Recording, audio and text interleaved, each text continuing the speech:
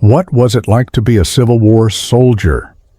To be frank, the existence of a Civil War soldier was quite miserable. Indeed, all warfare is dreadful. However, enlisting as a Civil War soldier was akin to signing your own death warrant. In this discussion, we will delve into the realities of life as a Civil War soldier. Before we proceed, it would be an opportune moment to subscribe to our channel, Tales from History. We encourage you to leave a comment or suggest any peculiar phenomenon, individual, or event you would like us to explore next. Now, let us transport ourselves to the 1860s. During this decade, out of the 2.7 million soldiers who participated in the Civil War across more than 237 recognized battles, along with numerous smaller yet bloody skirmishes, not all were robust, bearded adult men with families and slaves awaiting their return.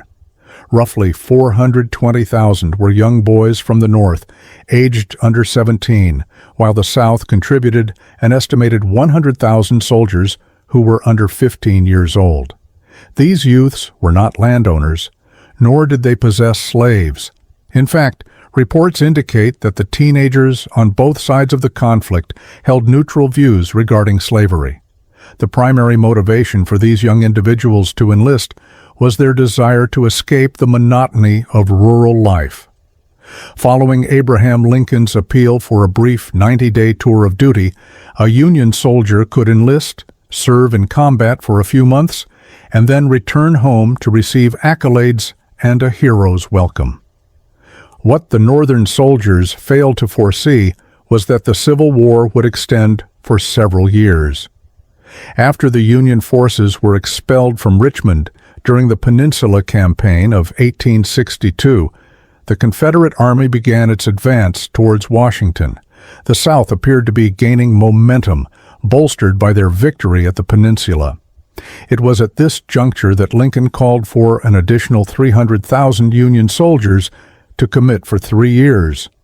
Only a small portion of the 300,000 Union soldiers would endure the entirety of their 3 years in harsh combat. How eager were the underage boys to enlist in the Civil War and start their lives? They bent numerous rules to gain entry. For instance, they utilized semantics. The combat regulations stipulated that a soldier must be at least 18 years old to enlist in the military.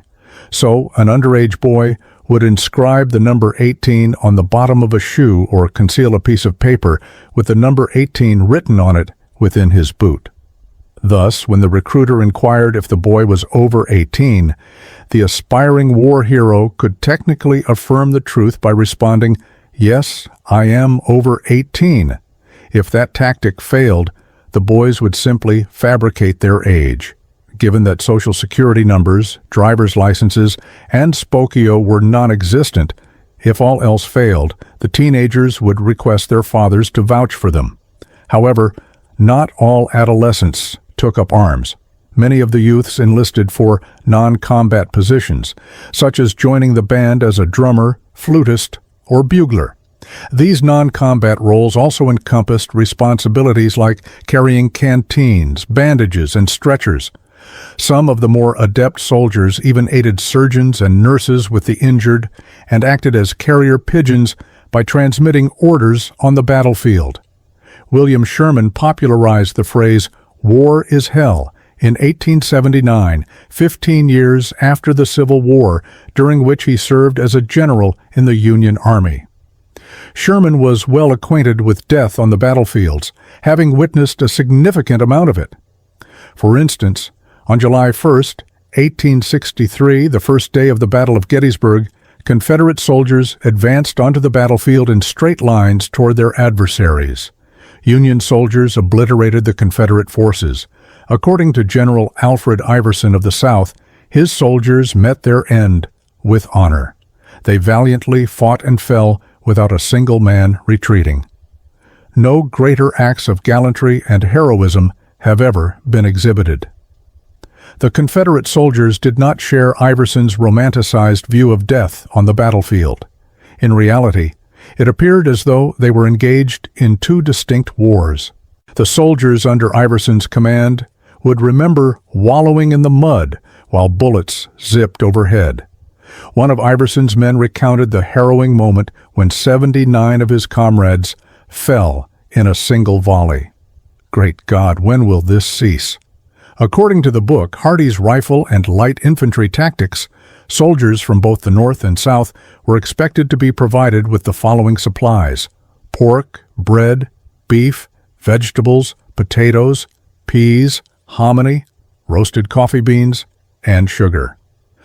Regrettably, both factions in the conflict faced challenges in supplying their troops with these essential provisions, with the Confederates suffering far more than the Union. Johnny Reb seldom encountered any of the aforementioned rations. Instead, the Confederate soldiers survived on cornbread, coffee, cigarettes, and anything they could pilfer. Any food that the soldiers managed to acquire often became infested with insects, particularly rice or grain, within a matter of days. This situation necessitated that the soldiers depend on their resourcefulness to endure. They would augment their scant rations by foraging from the land, receiving care packages from their families, or bartering goods with fellow soldiers, even if it meant trading with the enemy. Indeed, it was not unusual for Union soldiers to exchange their coffee with Confederate soldiers for tobacco, all while avoiding the scrutiny of their officers. Civil War soldiers faced grim prospects for survival if they sustained serious injuries in battle. Imagine this. You are holding the enemy at bay by firing one round every 20 to 30 seconds. However, as you load your musket with gunpowder, you are struck in the abdomen by enemy fire.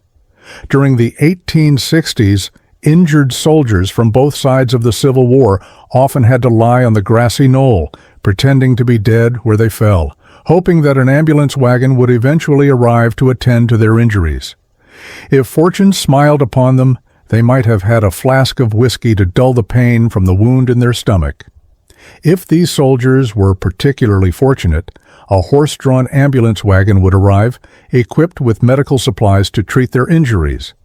Conversely, if an ambulance wagon could not reach a wounded soldier on the battlefield, their chances of survival were slim. There is no need to embellish this reality. Sustaining a gunshot wound from a Springfield Model 1861 musket was certainly dire. Yet what was even more perilous? Illness. The unfortunate truth is that surviving a gunshot wound was possible. However, if you fell ill, contracted a disease, or developed an infection during what has been termed the bloodiest war in American history, your fate was nearly sealed. To illustrate, the Union lost 44,000 lives due to dysentery and diarrhea. To reiterate, the Union lost 44,000 lives to dysentery. This figure is comparable to the casualties of 10 battles of Gettysburg. More soldiers succumbed to disease than to any other cause during the Civil War. Union Private Theodore Garish documented the harsh conditions of the Civil War. One of the most catastrophic aspects of this grim reality was the severe illness affecting the soldiers. Many men were unaccustomed to the climate, the exposure, and the rations, making their experiences starkly different from their lives at home. Infection posed a significant threat, as medical practitioners did not sterilize their instruments. Throughout the entirety of the conflict, hospital personnel conducted amputations on 60,000 men, with at least 1 in 4 succumbing to infections. We all recall the reasons behind the Civil War, do we not? What remains unclear is how they believed that black Americans would assist in dismantling the Union. The Confederates were understandably apprehensive about arming their slaves, which led to Southern black men primarily being utilized for camp labor. The closest the Confederacy came to enlisting slaves into their ranks occurred during the final desperate weeks of the war. Indeed, when the Union began recruiting black soldiers, Confederate President Jefferson Davis proclaimed that captured black soldiers would face either enslavement or execution. When a Confederate general proposed the idea of enlisting slaves, the leaders of the Confederacy dismissed it with ridicule. On March 13, 1865, the Confederate Congress permitted black soldiers to enlist without guaranteeing their freedom once the conflict concluded. This desperate action proved futile, as the war would conclude less than a month later. As a soldier in the Civil War, if you were not engaged in firing your musket at the enemy on the battlefield or resting, you were participating in drills with your unit. Soldiers dedicated most of their waking hours to preparing for active combat by cleaning their firearms and mastering drills and combat formations, interspersed with occasional guard duty or lengthy marches. Private Theodore Garish of the Union recounted how ill-prepared soldiers were at the onset of the war. We had never undergone any drilling. An untrained drum corps provided us with music. Each musician maintained a different tempo, and every man in the regiment took a distinct step. We marched, ran, walked, galloped, and stood still in our futile attempts to maintain the pace. If you were a black soldier who demonstrated your worth, discrimination and inadequate pay were still commonplace in the early 1860s, even while defending the Union. Regrettably, the Union did not enlist black soldiers until 1862, although recruitment increased significantly following the issuance of the Emancipation Proclamation on January 1, 1863. While they were receiving payment according to the Militia Act of 1862, black privates were still compensated significantly less for the same work. Black soldiers earned $10 a month with a $3 optional clothing deduction, whereas white privates began at $13 a month and received a clothing allowance of $3.50.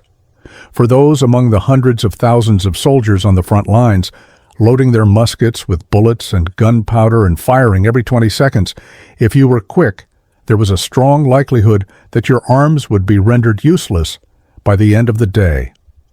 The rifled muskets utilized by soldiers on both sides weighed up to 10 pounds, and their recoil was so powerful that merely firing one could incapacitate your arm.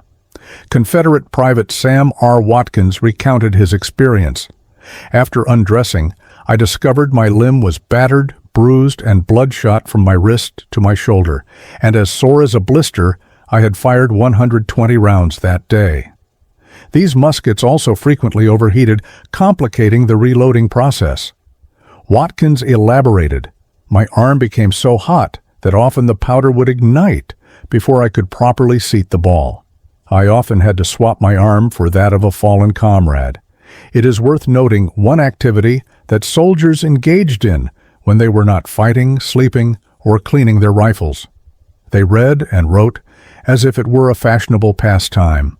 It was crucial for soldiers to read everything they could obtain and to correspond with their loved ones as frequently as possible. The soldiers found it challenging to articulate the atrocities of the conflict in their correspondence home. Many believed they could not convey their experiences to civilian audiences, yet some made the effort. Charles Carroll Maury, a captain in the Union Army, recounted one skirmish in vivid detail.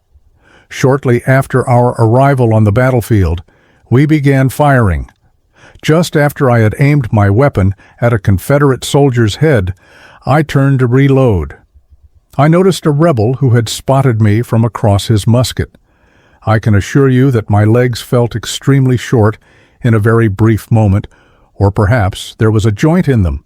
In other words, I dropped out of his line of sight just in time to hear his bullet whiz past my head.